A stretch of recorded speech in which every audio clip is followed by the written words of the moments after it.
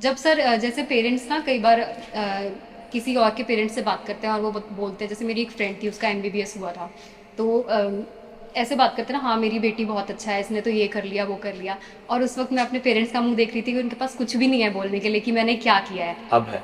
हाँ, तो अब लगता है कि चलो ठीक है, कुछ थोड़ा बहुत तो कर अब लिया। अब एक चीज क्या बोलना है कि इंग्लिश का नेट क्वालिफाई किया जिसका सिलेबस तक फिक्स नहीं है, मार्केट में बुक्स तक प्रॉपर्ली नहीं है, और ना ग्रेजुएशन ना पोस्ट ग्रेजुएशन, कोई टॉप यूनिवर्सिटी सर नहीं, कोई इंग्लिश रेगुलर का तो नहीं। मैं पूरा क्रेडिट आपको ही दूंगी, जो आपने पढ़ाया है। मैंने इनफैक्ट कॉपी से बाहर भी मैं नहीं जाती।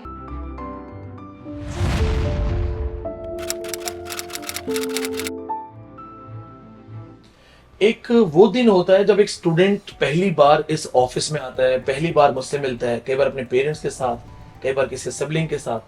पहले दिन आना, आंखों में चमक, उम्मीद, एक प्रॉमिस के साथ कि हम पढ़ेंगे, मेहनत करेंगे और क्वालिफाई करेंगे। फिर एक दूसरा दिन आता है जब उनका अपना पढ़ाई का टेन्योर खत्म होता है, वो क्वालिफाई कर चुके होते हैं और सक्सेस के साथ वापस लौट रहे होते हैं। तो इस तरह की बहुत सारी मीटिंग्स हुई है जहां स्टूडेंट्स जाते हैं। आज श्रुति से बातचीत करते करते कुछ हम लाइफ के पॉइंट्स पे भी बातचीत करने लगे कि अब इसके आगे का जीवन क्या है, नेट के बाद क्या क्या करना है, क्या क्या किया जा सकता है। कुछ और जीवन के पहलू पे बातचीत हुई हमारी। जी तो सर। देखा जाए तो आप आज ये जा रहे हैं अपने घर और मुझसे फाइनली मिलने आए थे। हो सकता है दोबारा जल्दी मिलें, 2-4 साल 10 साल बाद मिलें, दुनिया छोटी है तो कहीं ना कहीं मिलेंगे। हो सकता है मैं मेरे जब बाल पूरे सफेद हो जाए और शायद एक डंडे के सहारे से लंगड़ा के चल रहा हूं, तब तो बोला अरे सर हमारे बूढ़ा प्रोफेसर हैं, तब जी मिले। सर। तो कैसा लगा, कैसा स्टे था यहाँ तक? सर मुझे यहाँ पे रह के बहुत अच्छा लगा। जब मैं यहाँ आई थी तो मेरे माइंडसेट में ये बिल्कुल भी नहीं था कि मैं कर पाऊंगी कि नहीं कर पाऊंगी। पर इस बार मैंने बस हिम्मत करके आई थी, कोई बात नहीं, बस लास्ट के 3 मंथ जिंदगी के मुझे पढ़ने हैं, क्योंकि मैंने और भी एग्जाम्स वगैरह दिए थे तो सब जगह डिस्क्वालीफाई हो रही थी मैं, जनरल कंपटीशन वगैरह में। तो मुझे लग रहा था कि मुझसे कुछ भी नहीं हो रहा है। और नेट में नेट करना निकालना बहुत बड़ी बात है। और स्पेशली मैं जो कि कॉलेज नहीं गई हूँ, मेरा दोनों ग्रेजुएशन और पोस्ट ग्रेजुएशन दोनों ही इग्नू से हुआ है। Graduation post graduation technically non collegiate है। हाँ, क्योंकि आप हाँ। इग्नू से कर रही थी। हाँ। उसके बाद भी इंग्लिश का नेट निकाला है। हाँ सर, तो मुझे ये लगता था कि वो स्टूडेंट्स जो डीयू, जेएनयू, बीएचयू इतने बड़े बड़े कॉलेजेस से पढ़ते हैं, रेगुलर जाते हैं, उनको प्रोफेसर्स गाइड करते हैं, तो मैं तो कुछ भी नहीं उनके सामने। मैं तो बस जस्ट ऐसे दे दिया मैंने एग्जाम और पास हो गई हूँ। तो मेरे लिए एक बहुत बड़ी चीज़ थी, पर मैं फिर भी हिम्मत करके आई यहाँ पर। और घर छोड़ करके आने का बिल्कुल भी मन नहीं था, पर सोचा कोई बात नहीं, लाइफ का लास्ट एक बार कर लेते हैं कोशिश, और इस बार कोई रिग्रेट नहीं रहेगा। बस एफर्ट करना है और कुछ नहीं करना है। मतलब होगा तो भी ठीक है, नहीं होगा तो भी ठीक है, बस करते जाओ। और मैंने यहाँ के बहुत एंजॉय किया है। मतलब मैं आराम से पार्क जाती थी, घूमती थी, फिरती थी, मैं बहुत मस्त रहती थी। मतलब मुझे बहुत अच्छा वो तो लगा। मेरे क्लास में भी जी देखा हाँ। था। हाँ सर, और आप कितनी बार मुझे कभी कभी कहते थे कि श्रुति इतने नॉनसेंस क्वेश्चन कर रही है आप। तो श्रुति ने बहुत लाइटली पढ़ा, बहुत रिलैक्स होके। But this is something a good quality, relaxation होता है ना, आप माइंड पे प्रेशर नहीं है ना, तो आप अच्छी हाँ, चीजें पढ़ तो सकते जो हो, हम याद करते हो, पढ़ते हैं वो रिटेन हो रिटेन पाता हो है। जाता है, कॉन्फिडेंस के साथ रहता हाँ, मतलब बस पढ़ रहे हैं, पढ़ते टाइम पढ़ रहे हैं, बहुत ज्यादा टेंशन की बात नहीं है। हाँ, कुछ कुछ टेंशन होती थी, घर में भी काफी प्रेशर होता था अलग अलग चीजों का, कुछ लाइफ जो चल रही है साइमल्टेनियसली, तो उनको भी मैनेज करके कि नहीं कोई बात नहीं, वो चल रही है, वो तो चलती रहेगी, वो आज भी चलेगी, कल भी है। चलेगी, वो चलती रहेगी प्रॉब्लम्स। तो उसको साइड में रख करके मुझे एक तरीके से अपने पढ़ाई पे फोकस करना है। दोनों चीज को बैलेंस हमेशा ही करना पड़ता है। और सिर्फ अभी की बात नहीं है पढ़ाई की, पूरी लाइफ टाइम की बात होती है। लड़कियों के लिए तो ज्यादा होता है, हाँ। लाइफ के हर पहलू को बैलेंस करो। हाँ सर। तो बहुत, मेरा तो बहुत अच्छा एक्सपीरियंस रहा जिया सराय का। मैं बहुत मिस करूंगी। मेरे फ्रेंड्स भी कुछ ऐसे बने जो मैं मुझे लगता है लाइफ टाइम वो मेरे साथ रहेंगे। मेरी रूममेट भी बहुत अच्छी है। बहुत बढ़िया। हाँ ये तो। ऑफलाइन बैच की खास बात है, दोस्त बन जाते हैं बहुत सारे। हाँ सर, बहुत अच्छा लगा मुझे सबसे मिल करके। एक रियल बॉन्ड जो होता है, कनेक्शन ना, तो कुछ मैंने ऐसी मेमोरी जिया सराय चाय वाला, पराठे वाला, कुछ अच्छी मेमोरीज याद करना चाहो?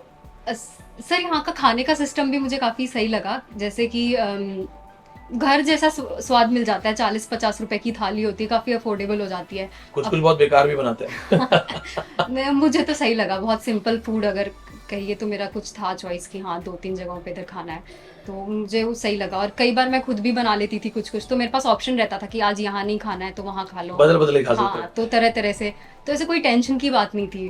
कोई पर्टिकुलर चाय कॉर्नर वगैरह कि यहाँ दोस्तों के साथ चाय पी ली थी, यहाँ सर बातचीत चाय हुई? तो मैं हैबिचुअल नहीं है, तो मैं अच्छा, चाय चाय का नहीं बता तो सकती। पराठे कॉर्नर वगैरह? पराठे भी उतने यानी नहीं जो खाती, मेरा साउथ तो दाल चावल। हाँ, साउथ इंडियन में स्वामी संड मैंने स्वामी वहाँ पे हाँ बहुत खाया, कितनी बार मैं वहीं चली जाती हूँ किसी को भी लेके। इनफैक्ट मैंने जब नेट की पार्टी दी थी वो भी साउथ इंडियन में ही दी थी संगम में। क्योंकि जब मैं भी रहता था ना तो हाँ नेपाली चाय वाला, हाँ बिट्टू हाँ। पराठे वाला, तो हमारी ये कुछ फिक्स हो गया था, बाद भी चीजें याद आती हैं। और सर जैसा आपने एक बार मुझे बताया था कि आप रोज गार्डन में जाके पढ़ते थे, पढ़ते थे हाँ। तो हम लोग भी कभी कभी जाके पढ़ते थे, वहाँ पे मजा आता था, आसपास भी देख रहे हैं पढ़ भी रहे हैं। हाँ मैंने कहा था कि आसपास मत देखना, खाली पढ़ना।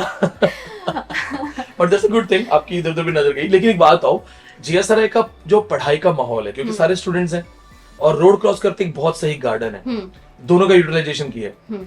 मॉर्निंग वॉक इवनिंग वॉक पढ़ाई, हाँ सर। तो कहीं भी ऐसा लगता नहीं था कि अगर मतलब बहुत टफ चीज है, इंग्लिश का नेट है, बैकग्राउंड मेरा है नहीं, नहीं होगा तो फिर क्या होगा, लोग क्या कहेंगे, क्योंकि 90% स्टूडेंट्स का डर होता है लोग क्या कहेंगे। सर पहले से ही लाइफ में इतना बार फेल हो रही थी, तो ये डर नहीं था कि फेल होना है, अच्छा ये था कि पर ठीक है बस। बस ये था अच्छे से करना है, होगा नहीं होगा वो, मतलब मुझे खुद पता चलेगा कि मैं किस लेवल तक पहुंची हूँ। और एक चीज़ मुझे अच्छी क्या लगी क्लास में ना, टीचर्स आप लोग बहुत अप्रिशिएट करते थे।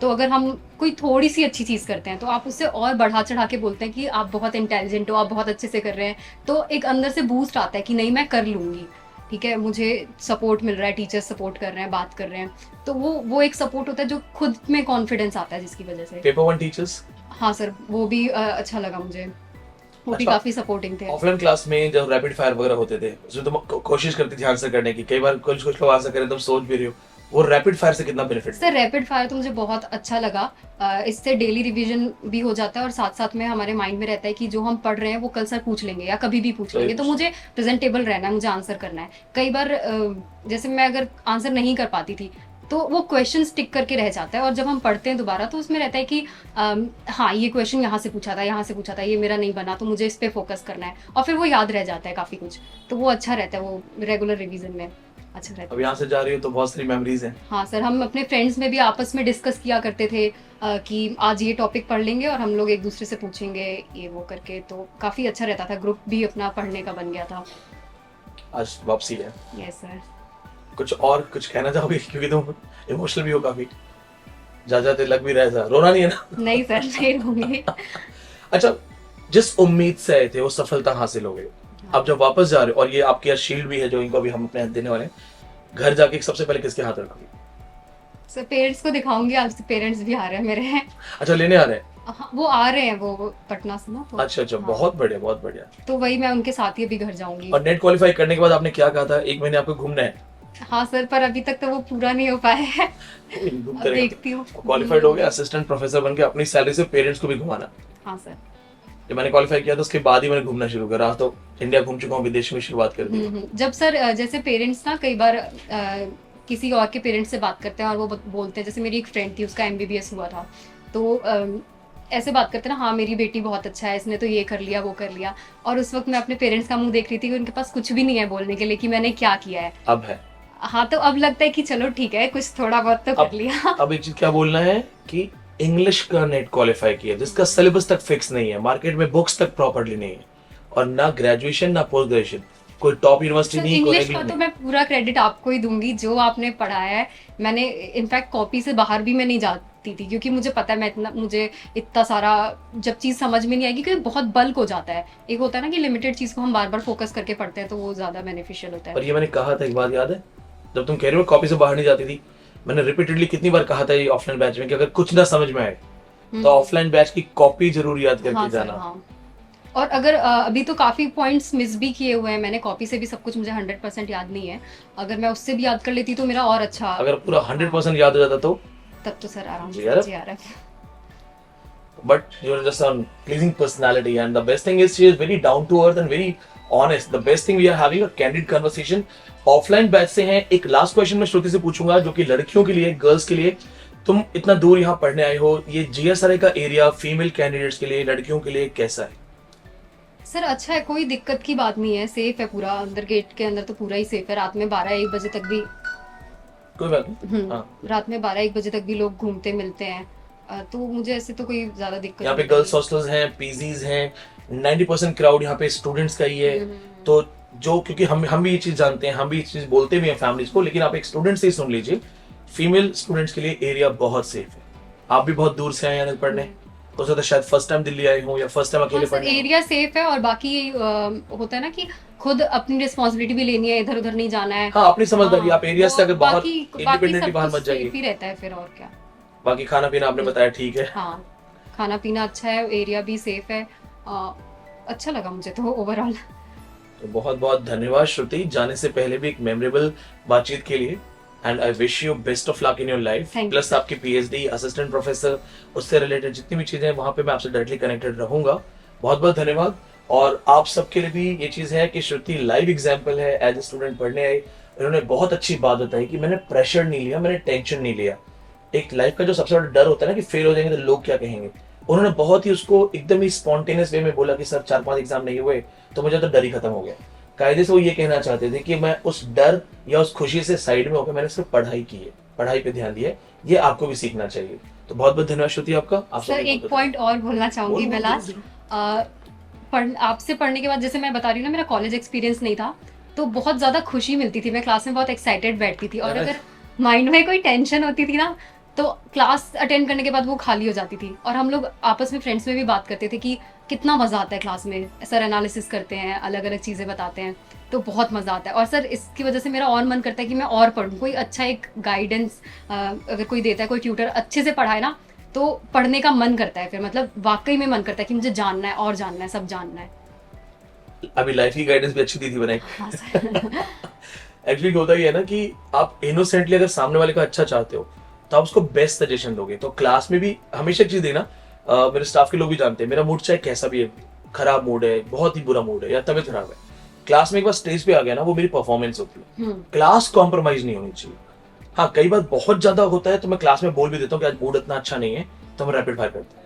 क्योंकि आप लोग इतनी दूर से आए हो पढ़ने, मेरे से उम्मीद लेके, आपके पेरेंट्स ने इतनी दूर भेजा उम्मीद लेके, और जब इस तरह से स्टूडेंट्स वापस जाते हैं तो ऐसा लगता है गर्व से कि हाँ, हम उस उम्मीद पे खरे उतरते हैं। श्रुति, आपके साथ भी बहुत मेमोरीज हैं। क्वेश्चन तो पूछता रहता था मैं आपसे, and you used to smile in the class. तो टच में रहेंगे, छोटी सी दुनिया, छोटा सा वर्ल्ड है। हाँ sir. So thanks to you, thanks to guys. और कभी और कुछ बातचीत करना चाहिए आप श्रुति से तो कमेंट्स में क्वेश्चन कर दीजिएगा, हम इनको फॉरवर्ड कर देंगे। Thank Thank you you. Sir.